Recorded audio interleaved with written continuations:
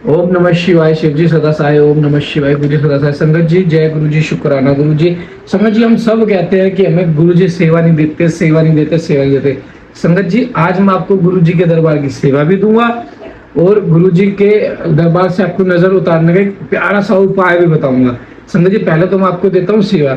संगत जी आज जो पाठ आप सुन रहे हो ना, इससे जो जो लोगों का शनि राहु खराब चल रहा है ना, वो ठीक हो जाएगा। और अगर जिसका शनि ज्यादा ही खराब चल रहा है तो उसके लिए मैं आपको एक उपाय बताने जा रहा हूँ। संगत जी वो कर लेना, 5 शनिवार लगातार, 5 शनिवार एक नमक की थैली लेके आना। शुक्रवार वाले दिन, शनिवार से एक दिन पहले लेके आना, शनिवार को मत खरीदना। मैं दोबारा रिपीट कर रहा हूँ, शनिवार को मत खरीदना, शनिवार से एक दिन पहले लेके आना। अपने ऊपर से या पूरे परिवार के ऊपर से 7 बार उतार लेना और शनि देव के चरणों में जाके उसे दान दे देना। 5 शनिवार आप ऐसा कर लेना। देखना आपके ऊपर से शनि की शक्ति पे बहुत आराम मिले, काम भी बनने शुरू हो जाएंगे, आपकी मेंटलिटी भी स्ट्रांग होगी, आपको बहुत राहत मिलेगी। सेवा मैंने आपको दे दी, पाठ कुट कुट कुट कुट करना है तो जाना है शनि मंदिर में और नमक की थैली दान करनी है। जय गुरु जी, शुक्राना गुरु जी। आइए पाठ को शुरू करते हैं। गुरु मंत्र जाप से ओम नमः शिवाय। शिव जी सदा सहाय। ओम नमः शिवाय। गुरु जी सदा सहाय। जय गुरु जी। जय गुरु जी। नारद जी का शिव तीर्थों में भ्रमण, शिव गणों को शाप उद्धार की बात बताना तथा ब्रह्मलोक में जाकर ब्रह्मा जी से शिव तत्व के विषय में प्रश्न करना। सूर्य जी कहते हैं, मैं ऋषियों भगवान श्री हरि के अंतर ध्यान हो जाने पर मुनि श्रेष्ठ नारद शिवलिंगों का भक्तिपूर्वक दर्शन करते हुए पृथ्वी पर विचरने लगे। ब्राह्मणों भूमंडल पर घूम फिर कर उन्हें भोग और मोक्ष देने वाले बहुत से शिवलिंगों का प्रेम पूर्वक दर्शन किया। दिव्यदर्शी नारद जी भूतल के तीर्थ में विचर रहे हैं और वह इस समय उनका चित्त शुद्ध है, यह जानकर कि वे दोनों शिवगण उनके पास गए और उनके दिए हुए सांप से उद्धार की इच्छा रखकर वहां गए थे। उन्होंने आदरपूर्वक मुनियों के दोनों पैर पकड़ लिए और मस्तक झुकाकर भली भांति प्रणाम करके शीघ्र ही इस प्रकार कहा। शिवगण बोले, ब्रह्मण तुम दोनों शिव के गण हैं। मुने, तो हमने ही आपका अपराध किया है। राजकुमारी श्रीमती के स्वयंवर में आपका चित्त माया से मोहित हो रहा था। उस समय परमेश्वर की प्रेरणा से आपने हम दोनों को शाप दे दिया। वहां कोसमय जानकर उसने हमने चुप रहना ही आप अपनी जीवन रक्षा का उपाय समझा। इसमें किसी का दोष नहीं है, हमें अपने कर्म का ही फल प्राप्त हुआ है। प्रभु अब आप प्रसन्न होइए और हम दोनों पर अनुग्रह कीजिए। नारद जी ने कहा कि आप दोनों महादेव जी के गण हैं और सत्पुरुषों के लिए परम सम्मानीय हैं। अतः मेरे मोह रहित एवं सुखदायक यथार्थ वचन को सुनिए। पहले निश्चय ही मेरी बुद्धि भ्रष्ट हो गई थी, बिगड़ गई थी और मैं सर्वथा मोह के वशीभूत हो गया था। इसलिए आप दोनों को मैंने शाप दे दिया। शिवगुणों, मैंने जो कुछ भी कहा वैसा ही होगा, तथापि मेरी बात सुनिए। मैं आपके लिए शाप उद्धार की बात बता रहा हूँ। आप लोग आज मेरे अपराध को क्षमा कर दें। मुनिवर विसर्वा के वीर्य से जन्म ग्रहण करके आप संपूर्ण दिशा में प्रसिद्ध राक्षस राज का पद प्राप्त करेंगे और बलवान वैभव से युक्त तथा प्रतापी होंगे। समस्त ब्रह्मांड के राजा होकर शिव भक्त एवं जितेंद्रिय होंगे और शिव से यही एक दूसरे स्वरूप श्री विष्णु के हाथों मृत्यु पाकर फिर अपने पद पर प्रतिष्ठित हो जाएंगे। सूर्य जी कहते हैं, मैं शिव परमात्मा महात्मा नारद मुनि की यह बात सुनकर वे दोनों शिवगण प्रसन्न हो सानंद अपने स्थान को लौट गए। श्रीनाथ जी भी अत्यंत आनंदित हो अनन्य भाव से भगवान शिव का ध्यान तथा शिव तीर्थों का दर्शन करते हुए बारंबार भूमंडल में विचरने लगे। अंत में वे सब के ऊपर विराजमान शिव प्रिया काशीपुरी में गए, जो शिव स्वरूपिणी एवं शिव को सुख देने वाली है। काशीपुरी का दर्शन करके नारद जी यथार्थ हो गए। उन्होंने भगवान काशीनाथ का दर्शन किया और परम प्रेम एवं परमानंद से युक्त हो उनकी पूजा की। काशी का सानंद सेवन करके वे मुनि श्रेष्ठ के तथाता का अनुभव करने लगे और प्रेम से भी हिल हो उसका नमन वर्णन तथा समन करते हुए ब्रह्मलोक हो गए। निरंतर शिव का समन करने से उनकी बुद्धि शुद्ध हो गई थी। वहां पहुंचकर शिव तत्व का विशेष रूप से ज्ञान प्राप्त करने की इच्छा से नारद जी ने ब्रह्मा जी को भक्तिपूर्वक नमस्कार किया और नाना प्रकार के स्तोत्रों द्वारा उनकी स्तुति करके उन्हें शिव तत्व के विषय में पूछा। उस समय नारद जी का हृदय भगवान शिव के प्रति भक्ति भाव न से परिपूर्ण था। नारद जी बोले, ब्रह्मण पर ब्रह्म परमात्मा के स्वरूप को जानने वाले पितामह जगत प्रभु, आपके कृपा प्रसाद से मैंने भगवान विष्णु के उत्तम महात्मा का पूर्णता ज्ञान प्राप्त किया है। भक्ति मार्ग, ज्ञान मार्ग, अत्यंत दुष्ट तपो मार्ग, दान मार्ग तथा तीर्थ मार्ग का भी वर्णन सुना है, परंतु शिव तत्व का ज्ञान मुझे अभी तक नहीं हुआ। मैं भगवान शंकर की पूजा विधि को भी नहीं जानता। अतः प्रभु आप क्रमशः इन विषयों को तथा भगवान शिव के विविध चित्रों को तथा उनके स्वरूप तथा पारकट्य विभाग गाहरस्थ है धर्म से मुझे बताइए। निष्पाप पितामह है ये सब बातें तथा और जो भी आवश्यक बातें हैं उन सब का आपको वर्णन करना चाहिए। पर जनार्दन शिव और शिवा के आविर्भाव एवं विवाह का प्रसंग विशेष रूप से कहिए तथा कार्तिकेय के जन्म की कथा भी मुझसे सुनाइए।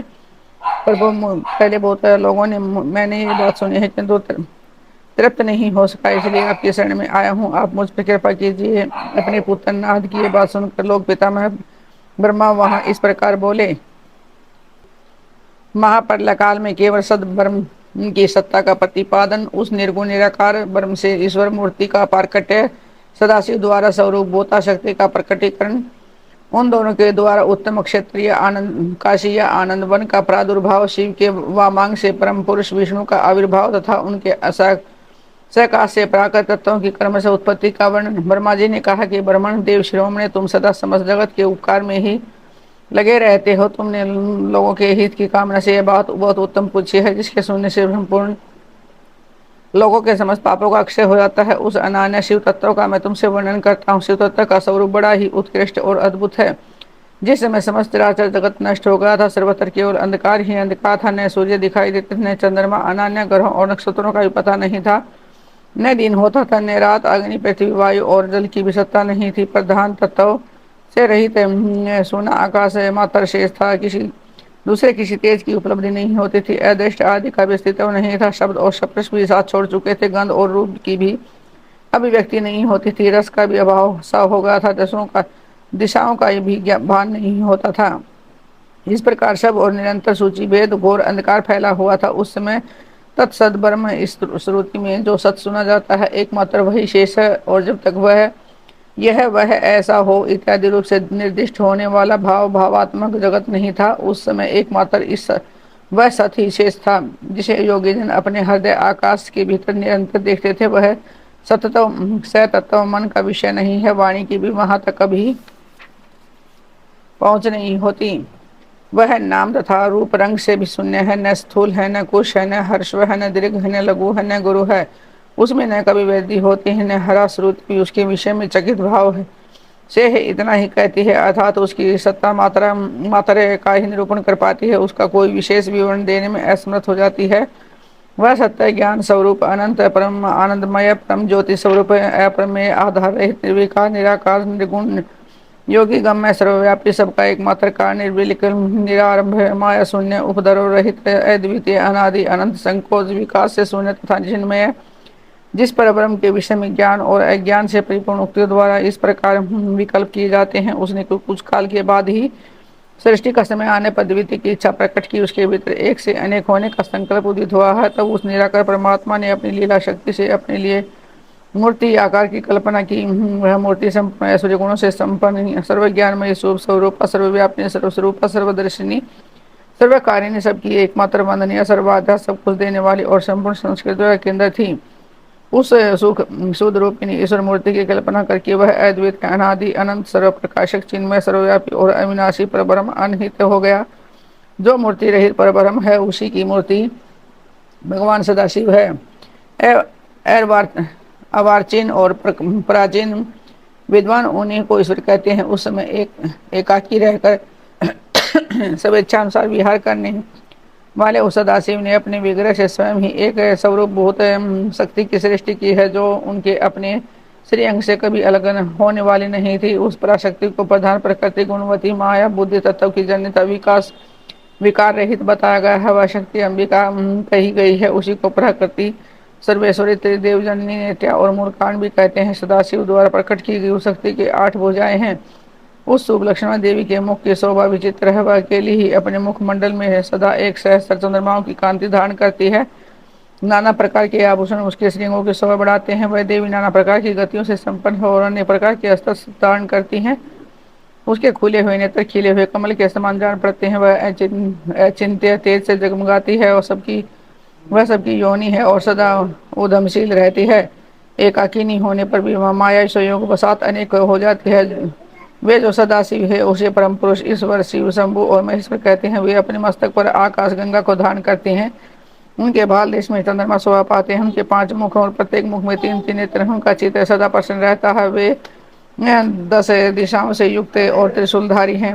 उनके श्री अंगों की प्रभा कर्पूर के समान सवेत गौरव अपने सारे अंगों में भस्म रमाए रहते हैं। उन काल रूपी ब्रह्मा ने एक ही समय शक्ति के साथ शिवलोक नामक क्षेत्र का निर्माण किया था। उस उत्तम क्षेत्र को ही काशी कहते हैं।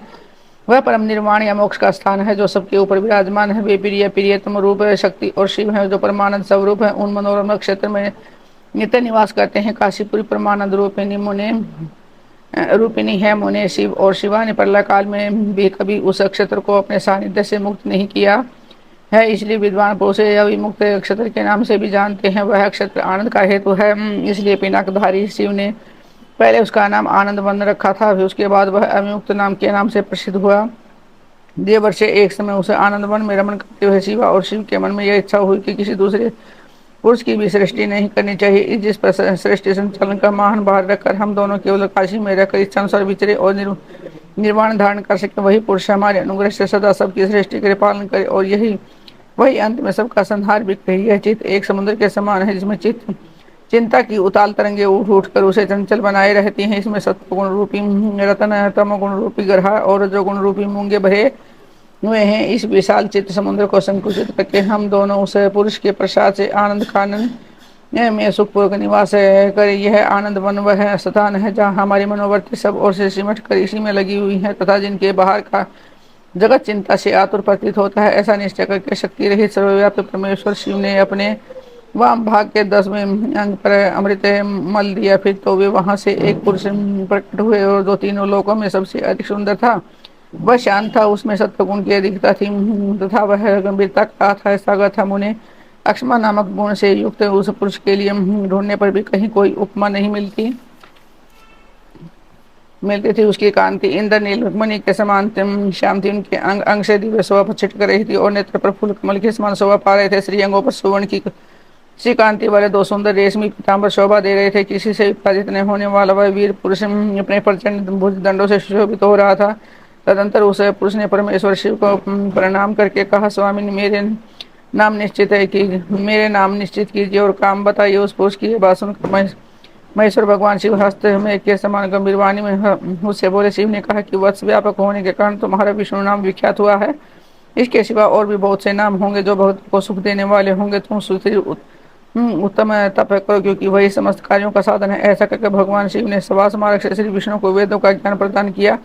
तदंतर अपनी महिमा से विचलित होने वाले श्री हरि भगवान शिव को प्रणाम करके बड़ी भारी तपस्या करने लगे और शक्ति सहित परमेश्वर शिव भी पार्षद गणों के साथ वहां से अदृश्य हो गए। भगवान विष्णु ने सुदीर्घ काल तक बड़ी कठोर तपस्या की। तपस्या के परिश्रम से युक्त भगवान विष्णु के अंगों से नाना प्रकार की जलधाराएं निकलने लगी। यह सब भगवान शिव की मां से ही संभव हुआ। महामुनि उस जल से सारा सोना आकाश व्याप्त हो गया और वह ब्रह्म रूप जल अपने सप्रश माता से सब पापों का नाश करने वाला सिद्ध हुआ। उस समय थके हुए परम पुरुष विष्णु ने स्वयं उस जल में शयन किया। वे दीर्घ काल तक बड़ी प्रसन्नता के साथ उसमें रहे। नार अर्थात जल में शयन होने के कारण उनका नारायण यह श्रुति सम्मत नाम प्रसिद्ध हुआ। उस समय उन परम पुरुष नारायण के सिवा दूसरी कोई प्राकृत वस्तु नहीं थी। उसके बाद ही उन महात्मा नारायण देव से यथा समय सभी तत्व प्रकट हुए। महामते विद्वान में उन तत्वों की उत्पत्ति का प्रकार बता रहा हूँ, सुनो। प्रकृति से महा तत्व प्रकट हुआ और महातत्व से तीनों गुण। इन तीन गुणों के भेद से ही त्रिविध अहंकार की उत्पत्ति हुई है। अहंकार से 5 तन्मात्राएं हुई और उन तन्मात्राओं से 5 भूत प्रकट हुए हैं। उसी समय ज्ञानेन्द्रियों और कर्मेंद्रियों का भी प्रादुर्भाव हुआ है। मुनि श्रेष्ठ, इस प्रकार मैंने तुम्हें तत्वों की संख्या बताई है। इसमें से पुरुषों को छोड़कर शेष सारे तत्व प्रकृति से प्रकट हुए हैं, इसलिए सब के सब जड़ हैं। तत्व की संख्या 24 है। उसमें एक आकार हुए 24 तत्वों को ग्रहण करके वे परम पुरुष नारायण भगवान शिव की इच्छा से ब्रह्म रूप जल में सो गए।